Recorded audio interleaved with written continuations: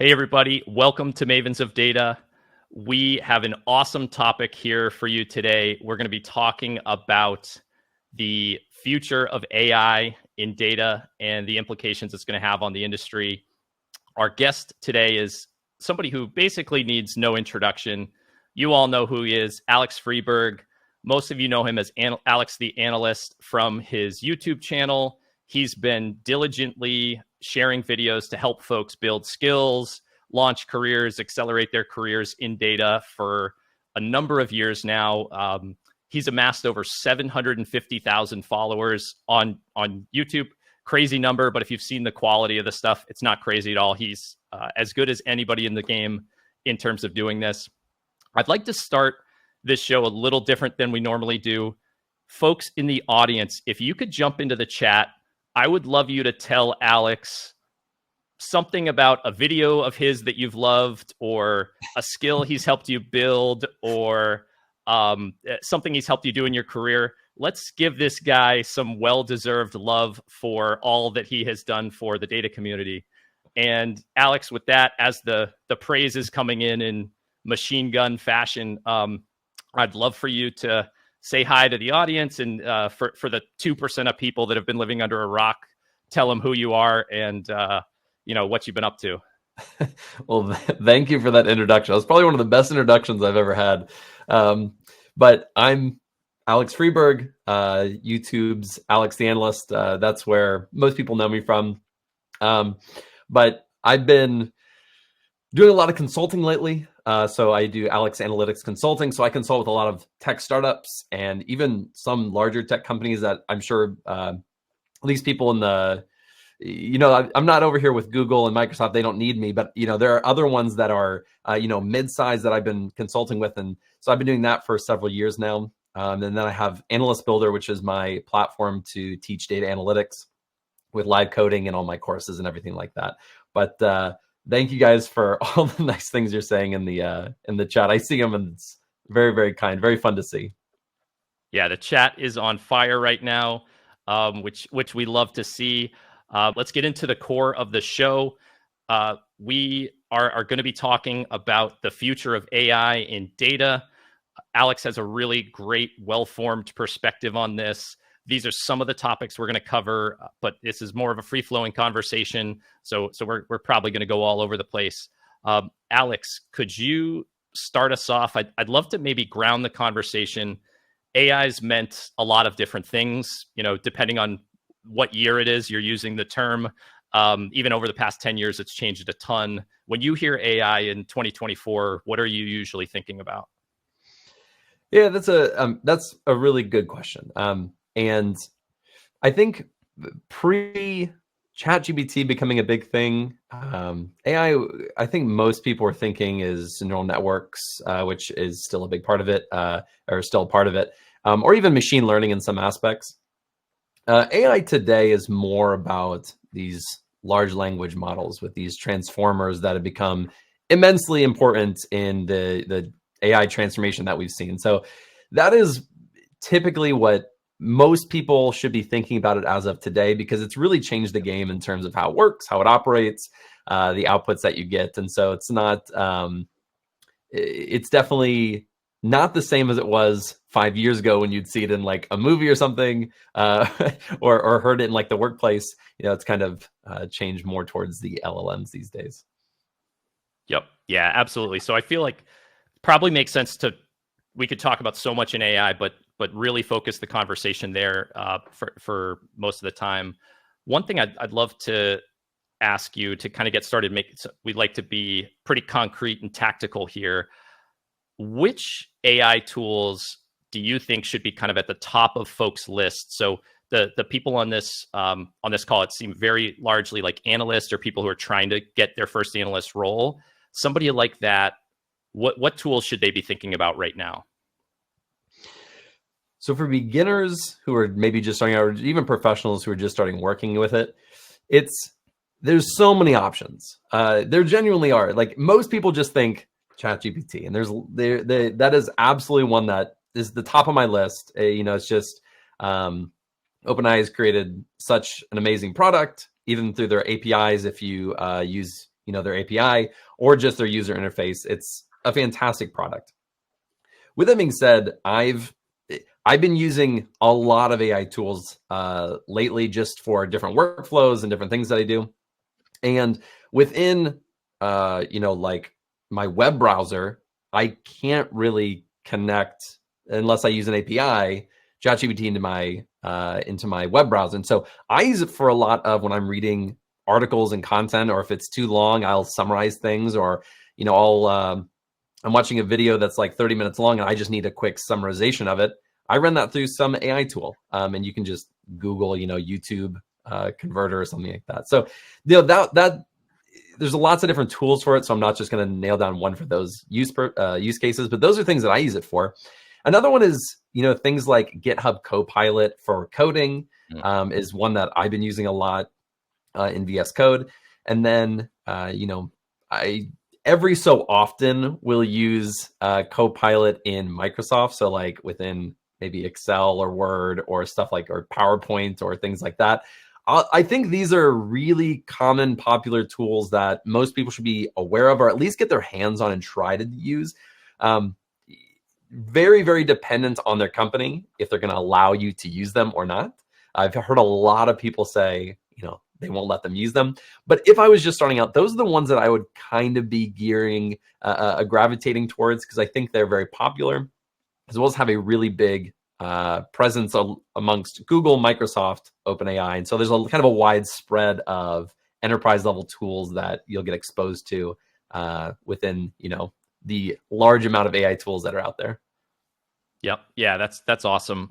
How about you mentioned kind of maybe using it within Microsoft Copilot, like if you're using a tool like that and you're getting either an analysis, or you're getting help with, I know you're a SQL guy, Python guy, if you're getting help with, say, SQL script, Python script, or any other kind of analysis, like how good is it right now? Like, is it trustworthy? Is it close to like human replacement, or not quite there yet? Like what's your take on that? Well, it's very good. I mean, I get a lot of use out of it. When I'm doing, and I guess it depends on what level you're coding at, right? When I say coding, and some people don't consider SQL coding, but I think more advanced users, as you get to like data engineer, database developers, I think of SQL as kind of like it's definitely gets quite advanced. So even within SQL, within Python, just those two, it's fantastic. I use it all the time. I'm using it almost most times I'm doing it. The thing, and I've used it so much that I really think I understand the downsides of it quite a bit, because I've been fortunate enough to work with some really smart people in SQL in previous jobs, like when they were writing really complex SQL sort of procedures and all these temporary tables all nested together to form this really complex system. And things like, or just like GitHub Copilot, for example, it definitely has a pretty good understanding of what you're doing. You can put in something pretty complex into there and it's going to understand it. But it does have some downsides in terms of sometimes it doesn't get, again, some more advanced things. It usually doesn't get the more advanced things correct as often. For example, when I'm trying to optimize some query, when I'm using in really big data, like I'm working with, terabyte or, a lot of data, then optimization, it sometimes just fails at. I've had a lot of issues with it. I just have to go back to my memory bank of, hey, how do I optimize this? And, and then I test some things out, and that works quite well. And then as you get, into, I don't even say subqueries, CTEs, but sometimes that even trips it up. It's not even like the crazy advanced stuff. It just doesn't fully understand what you want to do. And that's the big thing is it's like in my head, I know how it's supposed to work. I've been doing this long enough to where I know exactly what it should write. And then it gives me something really weird. And it's like that might work, but that's like the worst way possible to write it. And so then I have to prompt it. I'm like, no, don't do that. Do this. And then it gets it like kind of close. And then I can't prompt it any further. So then in the end, I can get it maybe usually like 80% of the way to where I want to get. And then I have to do the last 20%. That's currently where it's at right now. And I've been using it. I mean, I use it all the time. So that's like, I think I'm very, very, very confident in its current capabilities. Like that's where it's at. Yep. Yep. Yeah. I mean, I think that's so interesting. And just to kind of to paraphrase a little bit, because you have the core skills and like can write the query, can optimize the query, you have the judgment and the critical thinking to be able to say, like, is this right? Is this the most effective way to do it? Because you have the core foundational skills, you can use it, and it sort of speeds you up. Probably doing some of the tedious stuff, but like you still got to be there to check on it. Yeah. So I'm curious, like that last little piece, the getting it fully right. Like what's your take on that? Is there just something missing in the core of how these LLMs function?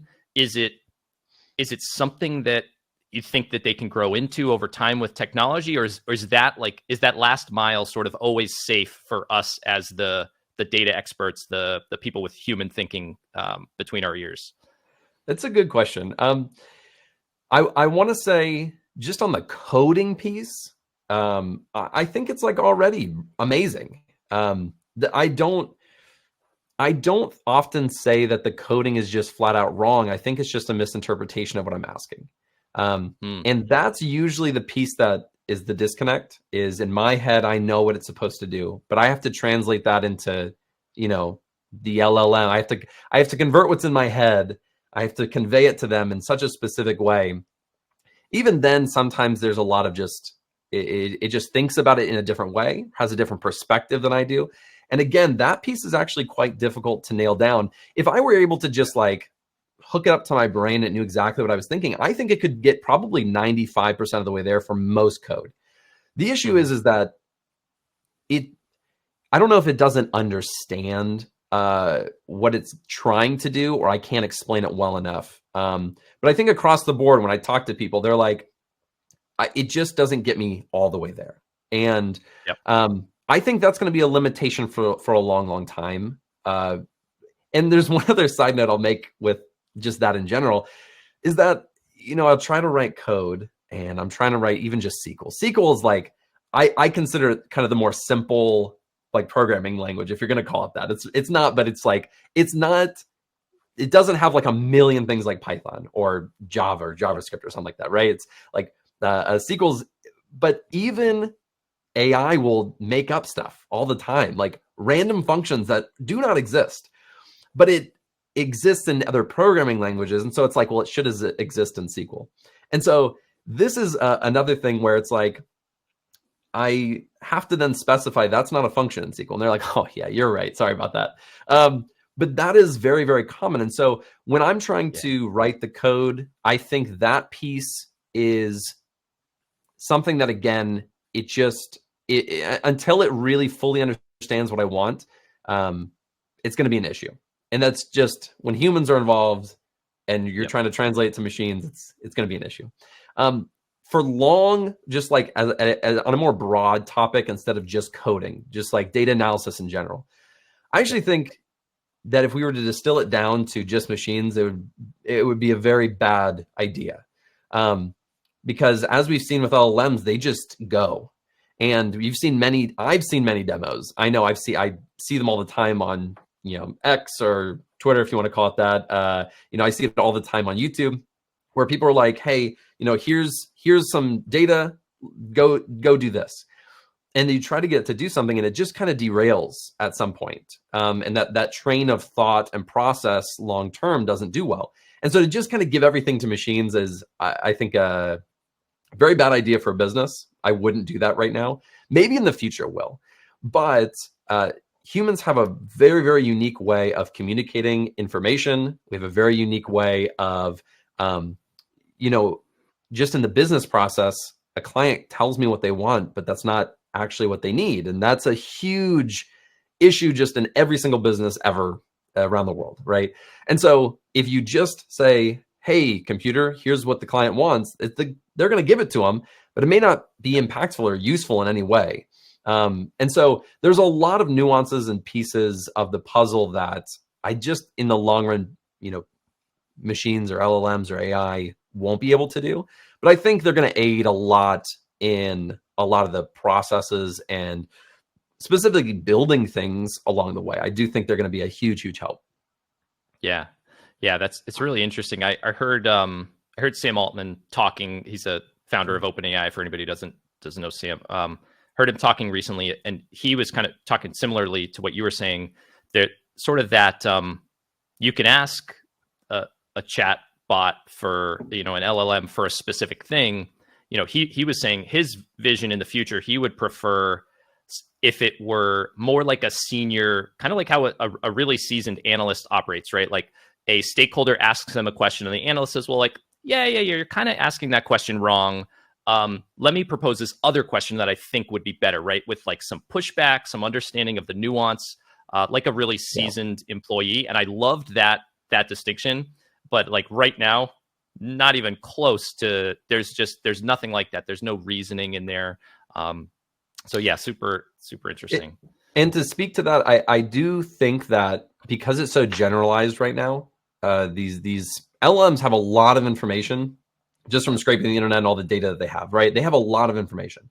I think 5 years, 10 years, I mean, even it could be sooner, but we're already seeing this. But I think most businesses are eventually going to get their own internal LLMs trained on their data. This is already happening. This isn't groundbreaking, but you're going to have to really fine tune that, train that, get it to perform and give you specific outputs that you're wanting.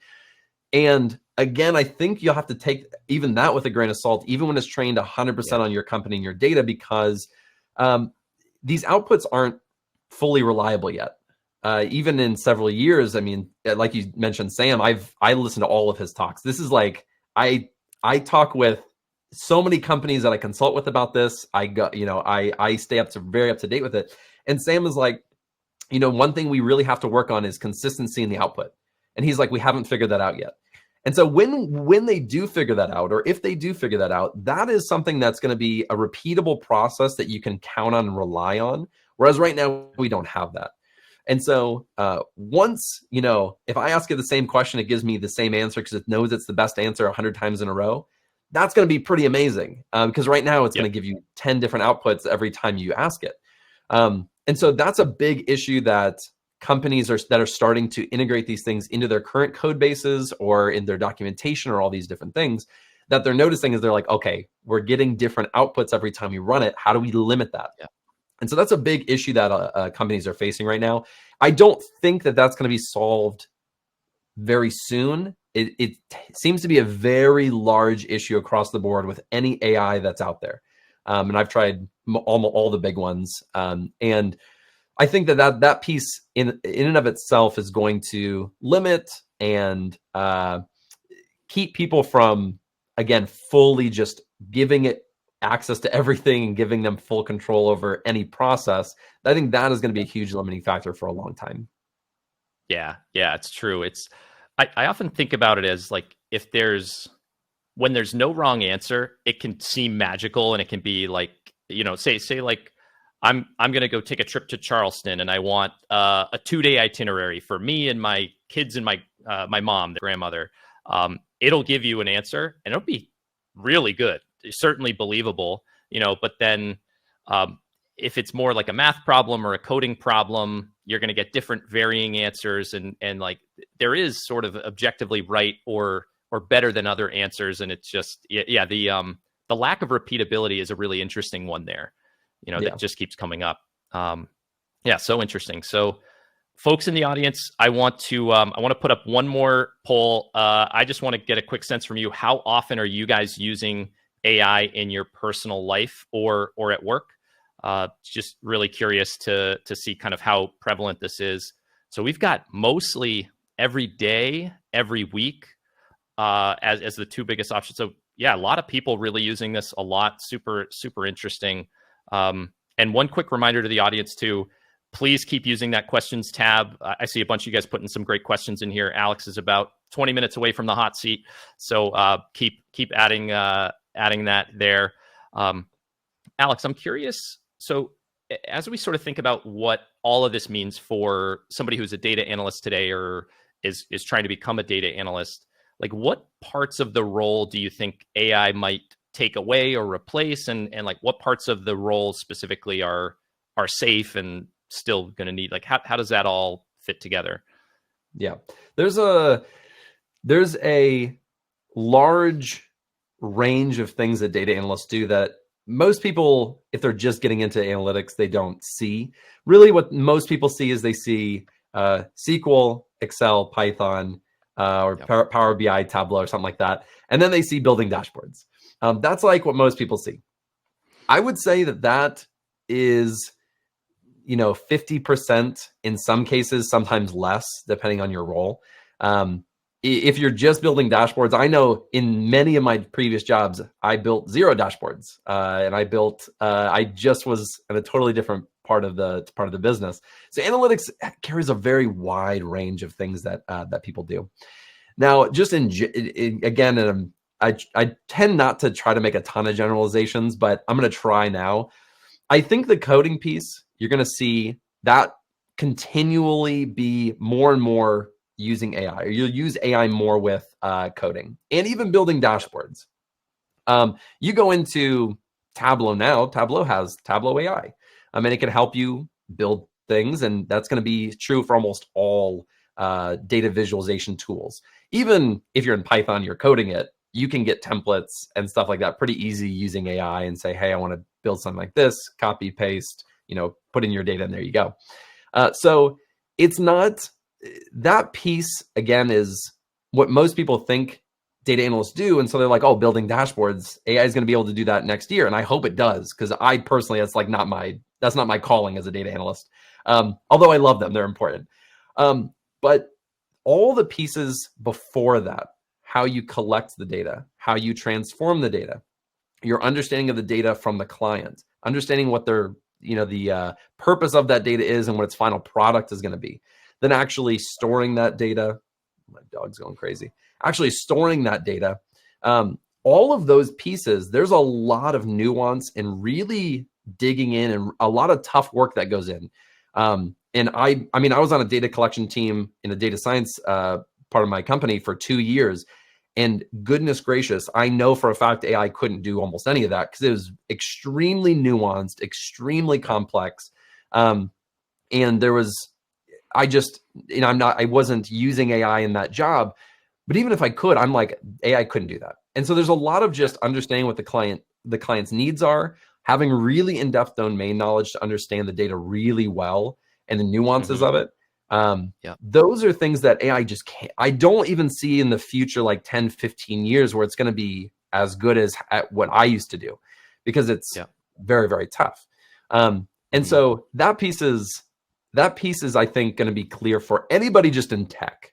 But you'll see a lot of the coding pieces, and you'll see a lot of the dashboards. I think you'll have a lot of aid, although you still need to be able to get in there and do extra stuff, because even the tools now that I've used, I'm like, they get you halfway with building the dashboard, or they get you 75% of the way, but then you have to get in there and you have to do that last piece and really customize it, make it good for the client, Yep.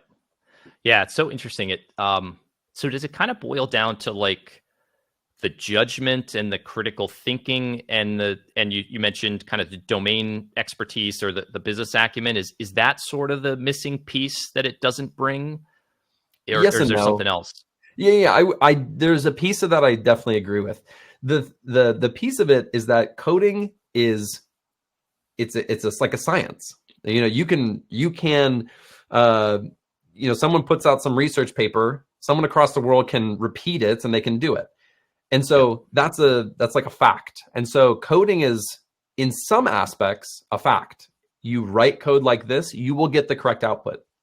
And then, an AI can even start verifying that the output is what it expects it to be. It can do some data quality checks on your data. And so that piece is something that you can, AI can do. But then there's pieces that it won't be able to do, things that are not, like I'm calling it a science, but it's not a science. But it's like, these rules that we've built and this logic that we built into these coding systems is, you can't code in a lot of this really complex knowledge that you have with a client, a relationship that you've built, this understanding that you have between them. And, for example, I used to work in hospitals. The LLM hasn't worked in a hospital. They haven't seen what I've seen. So then when I started working in healthcare analytics, I had a lot of hands-on experience working with clients, working with EHR systems, understanding how claims data is collected and all these different things that I then translated into my job, which made me really good at what I did. Because I understood, like when a doctor was talking to me, I knew exactly what that doctor was talking about because I've used their system. I know what they're talking about. I know how frustrating it is. And then I can, there's kind of a human piece of that an AI just can't have that experience. And so I have experiences that are going to aid me in my even just understanding what they're talking about, as well as having a connection to get work done faster. And so if I know I'm talking to an AI system, I'm more likely to get probably frustrated or more likely to expect certain things. And that could slow down the process in general. Whereas if I'm communicating with a human and it's, easier to communicate and they understand what I'm talking about better, there are things that will go a lot faster than trying to get AI to do everything. So I think there are pieces of AI that are just built better than other things or better suited for other capabilities. And so, I think just to come back to what you're saying in the beginning is, I think that there are pieces where certain types of logic, emotional understanding, contextual and perspective come into play, and AI doesn't have many of those things. So there are things it's going to lack in, which is not to knock AI in any way. AI is amazing at many things. Yep. Yeah, no, totally. I think there is that kind of special sauce, at least today. 100 years from now, who knows? Who knows what we'll be up against? But yeah, I definitely think I'm totally with you on that one. So audience, I want to ask you guys one more thing. How do you think AI will impact the roles of data analysts and data scientists? Bunch of options here. Really, really interested to hear what you think, and then we'll have some more questions for Alex. So, almost everybody saying it increases productivity, but we still need analysts and data scientists. Phew, big relief there. That's a good thing. I think that it feels like that's your opinion, Alex. That's mine as well. So it seems like everybody here is on the same page. What do you think? What do you think about like how fun the role is as AI takes over some things and we start shifting to other things? Like, do you think this role of being a data analyst or a data scientist, do you think it gets more fun, less fun? Like, what do you think about that? I think fun is very individualistic. I think some people view certain things as fun and some people don't. For example, some people love building dashboards. I don't. Like, that's not my thing. But if I can get into like SQL and dig into data and figure something out, like I get a high off of doing that. Like, I love it. So, I have found, because I do a lot of SQL, I do a lot of Python, that AI gets me to my final product faster. And in the end, that's what it's all about. And so I have just as fun a time coding with AI than not AI. In fact, I get just as frustrated coding with AI than not AI. I get there because it's becoming sort of an expectation. Or when I first started, I got much more frustrated. I had this expectation. I was like, guys, or AI, when I say guys, AI should be able to do this. And when it wouldn't do it, I would keep trying to prompt it.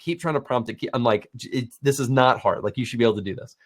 So I'd get crazy frustrated. Now my perspective has changed. I'm like, okay, it's going to get me here. Won't get me all the way. So I've been getting less frustrated with AI, but boy, was I very frustrated at the beginning. But it's still very helpful.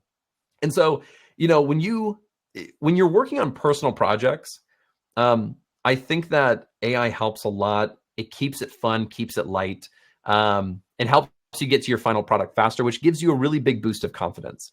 In the real world, when you're working with real data, really much more complex systems, tons of different data sources, tons of different people you have to talk to and get data from, and all these different things. AI doesn't really aid with any of that. So I would say that you still have I would say it's almost the same experience as before. You just get some things done a little bit faster. And it's, from my perspective, you're having fun if you're enjoying the process, which I love the process of, certain things. And so it hasn't taken away any of the joy or fun that I've had in it, really. Yeah. Awesome. Yeah, no, I think that's a great summary of it. The role's going to change a little bit, but I think really good point. Like, your definition of what's fun about the role is probably different from mine and different from all the other 100 people on the call. How about this one? I found it, like, I'm sort of trying to keep up with everything that's going on. It's moving. It feels like it's like the fastest moving set of technology I've ever seen, and it's been like really hard to keep up, even trying. I know you're trying to stay really, really current with it. Like, what are some of the best ways that you've found to keep up? Like, are there great thought leaders that are talking about this, or like where the heck do you get all this information? How do you stay up with this insane speed? Yeah, no, you're 100% right. It's going crazy fast. Because I have such a big audience, I get most of my stuff like crowdfunded, or not crowdfunded, but like crowdsourced. Most people just send me stuff all the time. Like, even this morning, I got a few different articles or links to some AI stuff, and I went and watched it because I had a few minutes. So I get crowdsourced a lot of stuff, but I'm also really active. Like, I don't post a ton on X or Twitter, or whatever you want to call it. I'm going to call it X from here on out, but it's hard to not think of Twitter. It's hard, yeah. But I go on there a lot, and I follow a lot of AI accounts because Sam and a lot of the people at OpenAI are really active on X, as well as a lot of people at Google are really active on X. And so I'm on there following a bunch of people personally, because I think they do an amazing job at communicating it and whatnot. And there's lots of YouTube channels now. There's a lot of YouTube channels that are mostly doom and gloom. They're like, it's like the biggest hype you've ever seen in your life when anything comes out. Doesn't matter what it is. And so most of those I don't follow, because I've watched them, and I see what they're talking about, and then I see my actual anecdotal experience, and I'm like, it doesn't match up almost ever. And then it's not fun or enjoyable to watch it. And so I try to follow the people who are like experts in this area and who are really good at what they're doing. And then I, try to replicate what they're doing and what they're talking about. Like when OpenAI just released their latest model, I went and tried it right away because I wanted to see if I could replicate some of the things that they were doing. And so, these are things that you can do to stay current, is following the leaders in the area, making sure that if new stuff is coming out, just spend 20 minutes trying it out. I don't spend every day looking at this stuff. I have real work that I have to do. I can't, just watch this exclusively. But if you can spend 15 minutes a day on scrolling social media, you can spend 15 minutes, looking at some interesting stuff in AI. And that's usually what I do. Yeah, fantastic. I think that's really smart. I think, especially, you kind of talked about like looking to the technologists, the people who are actually building and doing, not the people who are trying to hype you up and either, get you unreasonably scared or unreasonably excited. Like, I think that's really good advice, because you'll find that everywhere, right? Like that's super, super important. Awesome. Well, let me, before we go to the Q&A and put Alex in the hot seat, I want to share a couple of things here. So, first, let me share the link to Alex's Analyst Builder, which he can talk a little bit about quickly. So there's a link here to Alex's platform, Analyst Builder. And Alex, could you tell folks a little bit about what you're doing at Analyst Builder? Oh boy, this is the hot seat. It's a platform that I created that you can code in SQL and Python, practice technical questions for your interviews. And then I have all my courses on there, and we're expanding and adding new features, and I will have some AI integrations this year, probably in the next month or two. And so, just things to help people learn faster and learn better. And so that's what Analyst Builder is. So go check it out. It's pretty cool. Awesome. Yeah. So click that link, grab it, save it. It's awesome platform there. Let's jump into Q&A. See some of these questions here if you're ready for it, Alex. I'm ready. So awesome. And so in the recorded video, one thing of this platform, they don't always show up. So I'll kind of reiterate the question. How do you recommend incorporating AI into everyday tasks as an analyst? what would you say are the most important next steps to upskill with AI advancements over the next 2 to 5 years? And that's from Weston. Thank you, Weston. Yeah, great question. There's so many AI tools out there. Like I was talking at the very beginning, there's so many AI tools. And so you kind of just look at, what is AI really good at? AI really is good at coding. It's very, very helpful in coding. It's good at summarizing things. It's good at writing kind of general outlines of things. You can even use it now if you use Microsoft Copilot. You can use it for presentations in PowerPoint and whatnot. So if you're using these things, just see where there's an AI integration to add it. For example, I am on the internet all day, every day. That's a lot of my job. And so I have an AI integration into my web browser. I use a Brave browser. It sits on top of Chrome. I love it. Brave is awesome. And I have an AI integration to that. And so you just kind of find things that you are already doing, like, oh, I'm needing to create lots of PowerPoints. Well, find an AI integration, which again, Microsoft Copilot already has one. Just find it and then try to incorporate, see how you can use it. If you're writing a ton of stuff, you're doing a lot of narrative work, try to use AI to write some of that narrative work. It's not going to be perfect. You're going to get frustrated at first, but you'll kind of fine tune it over time and you get better at it. And that's how you kind of keep up with things. If you don't start using it, what's going to happen is in 2 years, it's going to be too advanced. It's like really old people when the iPhone came out. And I say really old, yep. I'm not trying to be mean, but like if you're like 75 and the iPhone comes out, you're like, I'm not using that. That's way out of my scope of what I'm used to. I'm used to like a rotary phone. Okay. So you don't want to be that really old person with the new technology comes out and be like, it's not even worth using. I'm not even going to touch it.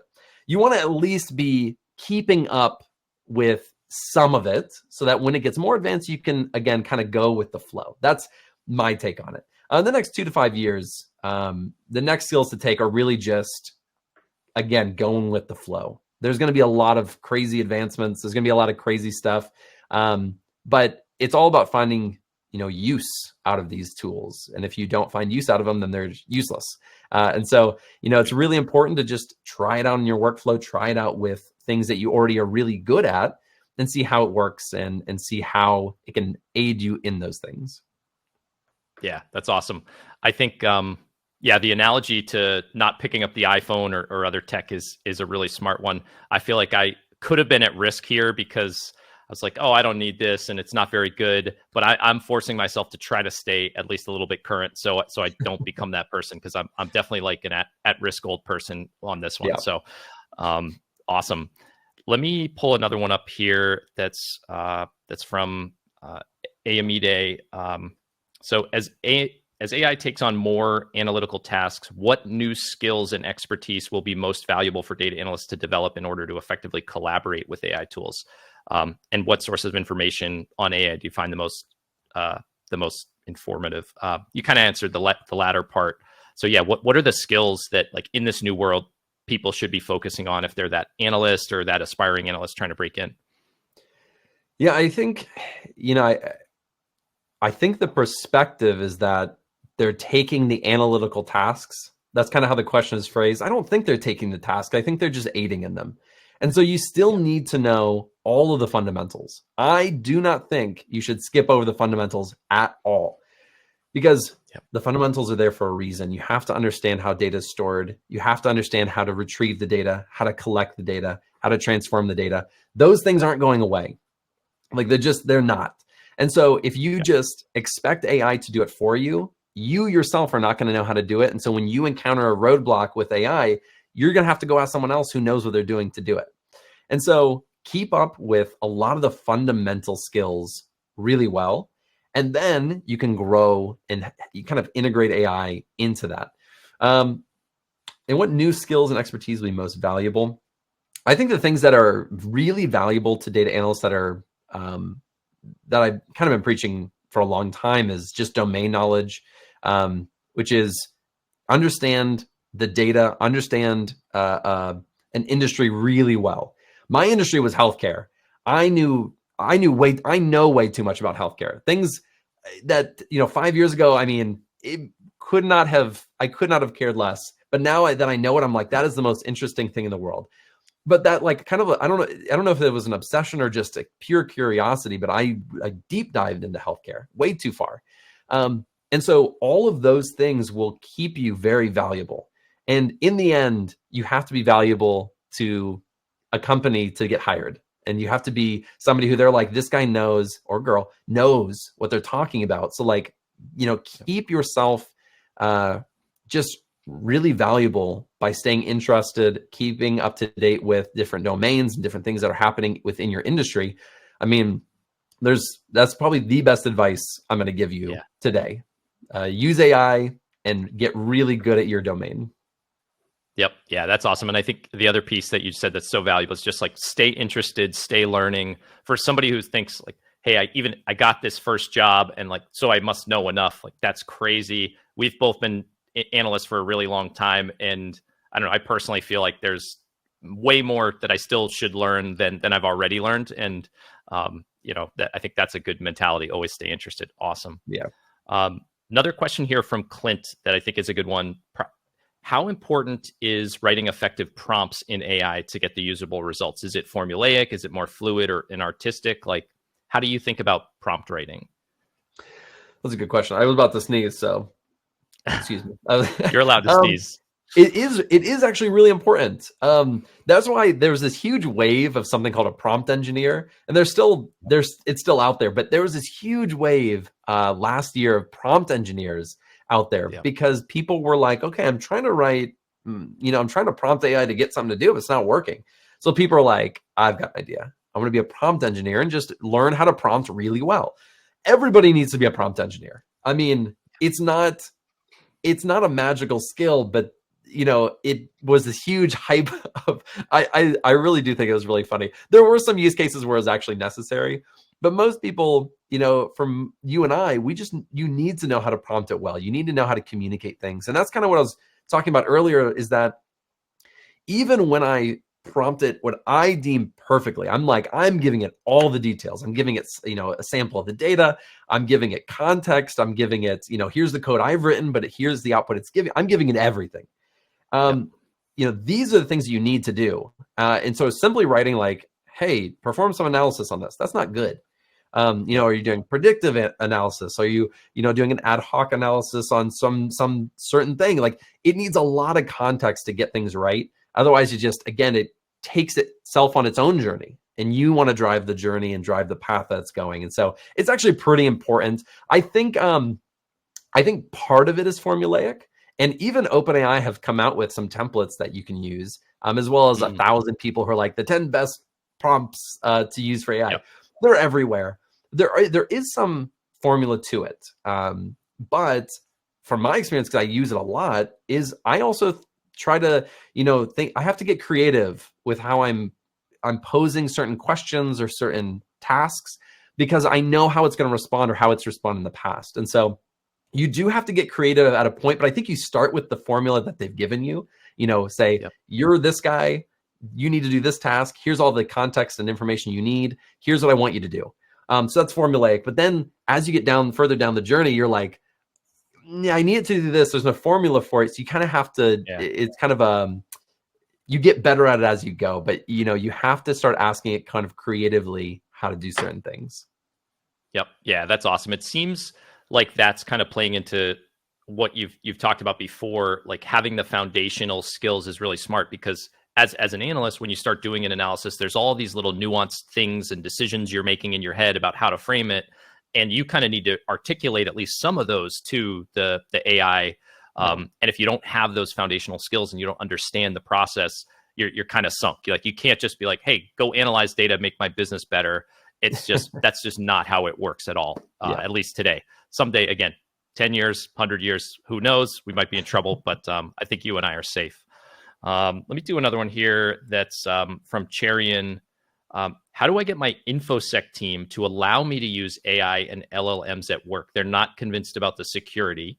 I have informed them I have no personally identifiable information, but they're really old school. They're dinosaurs. They're what I was at risk of being the person who just won't learn this stuff and gets passed by. So what do you think? Any advice for somebody like this? That's a very good question. It's funny. Most of the companies that I consult with are younger and very aggressive startups and founders. And so they're like actively trying to get AI plugged into their systems. And so I've been coming into some consulting companies, and that's already their mindset. Hey, let's see how we can integrate it. So they're like on top of it. There have been a few, maybe two, that are maybe three that I've come into, and they're kind of old school. But they hear all this AI stuff. They don't know what to do. And so they bring me in, and I'm like, okay, let's look at what you guys do, your processes, your procedures, how you do things, and let's talk about some solutions. And so what I found is you have to make it, first off, really tangible. You have to be like, okay, here's work I'm doing right here. And it's taking me 50 hours to do that, a month.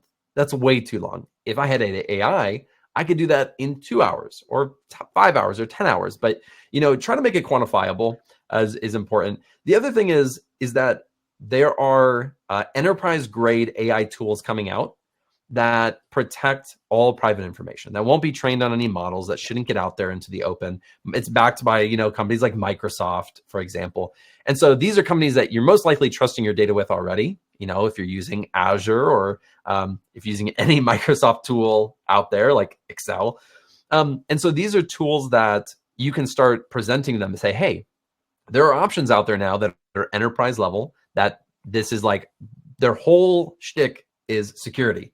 Okay, because that was a huge issue early on. Even when I say early on, it's like a year and a half ago.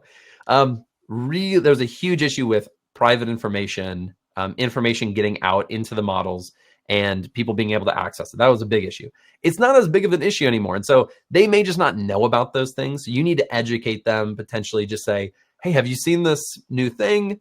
It's a lot more secure now. It's like using any other tool that Microsoft uses. Just Microsoft, for example, but there's lots of companies that do that now. So that's what I would do. I would try to make it quantifiable and then kind of educate them a little bit on kind of some of the advances in AI.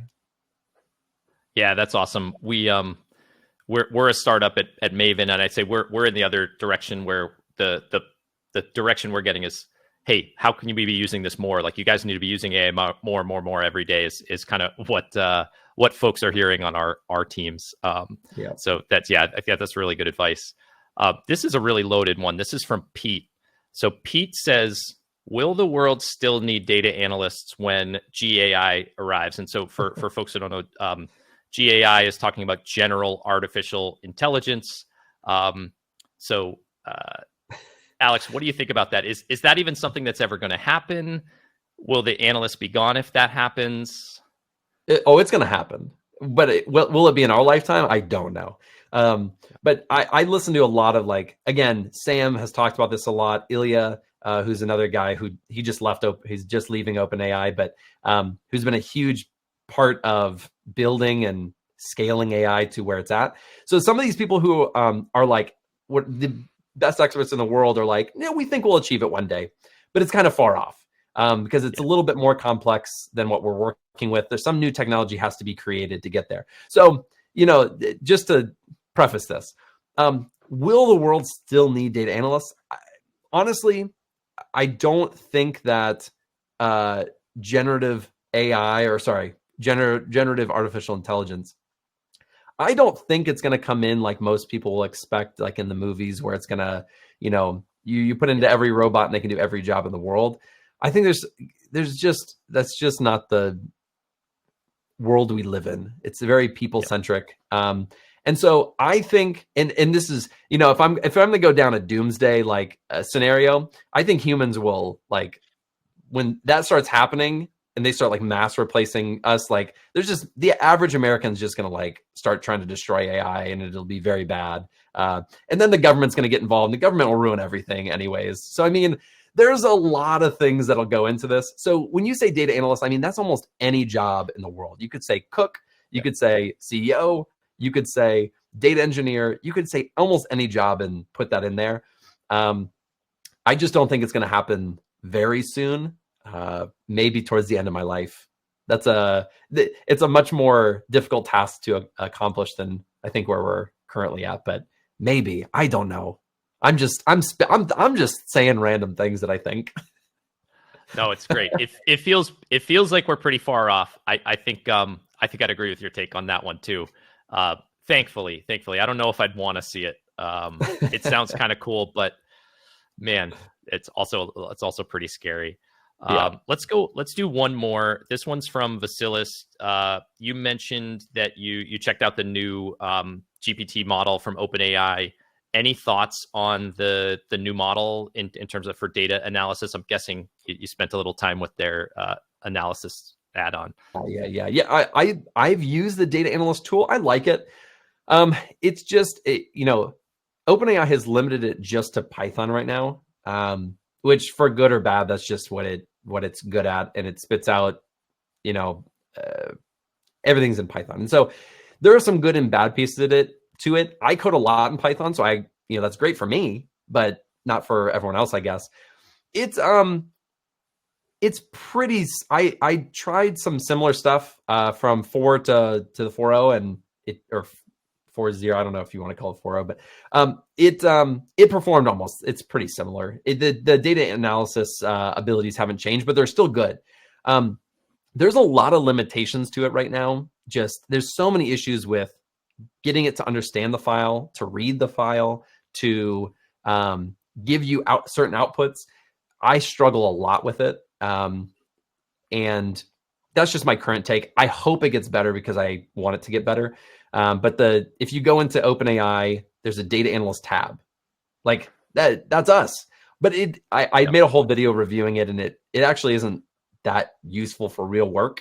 But it's kind of good for like when I'm doing like web scraping. Like, for example, I had a client who's doing some web scraping stuff, and that was part of my role. I was like, hey, let me do the web scraping stuff. I know how to do it really quick. I used it to build a lot of the web scrapers pretty quickly. And so it's good for that stuff. Analyzing the data and giving really good insights, it struggles a lot with. That's just my opinion. I've tried it way too many times. It just, there's so many issues and barriers I've encountered as I'm going through the process. But one of the things that it fails the worst at is trying to give me outputs to like Excel files or something like a CSV file. It gets it wrong like 99% of the time. It's very frustrating. But again, all these AI tools have parts that's really good at, parts that they really struggle with. And so I try to only use it for the parts that I know it's going to work well with, because otherwise I get frustrated. I'm like, I know it can't do that. Like, don't go down that path or you'll just be mad. Yep. Yeah. That's been my experience too, is in general is like, it's like I think the web scraping example is a good one. Like it can give you like the main scaffolding, and then maybe you'll have to tweak little things, but you got a lot of it done faster, right? And then other stuff, especially when it comes to more of the actual analysis stuff, it's been a little more hit or miss for me, and I've sort of found sometimes it slows me down a lot, and sometimes it's just a little. So I've had a hard time adopting it in my own personal workflow because of it. Awesome. There's certain tools that I don't use, AI tools I don't use because it makes me slower. Like I'll try to start using it. I'm like, I could have already been done with this. And then I stopped using it altogether because it wasn't serving a use. There was no purpose for me. And so, if it's not working, if it's not making you faster, don't use it. Yep, totally. It's something that people are worried about. They're not really sure how to think about it. And I think you've made this really clear that this isn't really something to be afraid of, but you do kind of have to embrace it and understand the power that's going to be there. And you really rock this, Alex. Thank you so much. And again, thank you for everything you've done for the data community in general. I feel like you're lifting up people so much, and it was really, really awesome to have you. So thanks a ton. I really appreciate it. Yeah, thanks for having me. And I know we're at the very end, but there was one other thing that I wanted to add at the very end, which is let's do it. When you were saying something like 2 seconds ago, it made triggered in my mind. I wanted to say that I actually think that there's going to be a lot more data analyst jobs created because of AI. And my perspective on this is I talk to a lot of people in the field, and I talk to a lot of companies and startups and managers and analytics who I just have gotten to know over the years. And all of them are like, well, AI speeds things up. Yes. But now we have to, for every department, we need a data analysis team, because, before we were just working with this and we only needed these people. But now we broadened our scope. We can do so much more with it. We have to hire on 2 or 3 extra people, but it'll give us so much business value. We're willing to do it. So I actually think we're going to see a lot more businesses and small companies and medium-sized companies starting data teams to utilize their data to use with AI who have never ventured into this arena ever. And that's the majority of companies are small and medium-sized companies. And so that was just a little tidbit at the end that I was thinking of while I was still here. I love it. I love it. You've heard it from Alex the Analyst. More data everywhere, so there's going to be more data jobs. True. I love that take. I think you're right. You know, not just what I want to have happen, but I think you're right. I think it is what's going to happen. So again, amazing job, Alex. Thank you so much. Thank you everybody who joined us today. Really fun having you all. Tune in next week.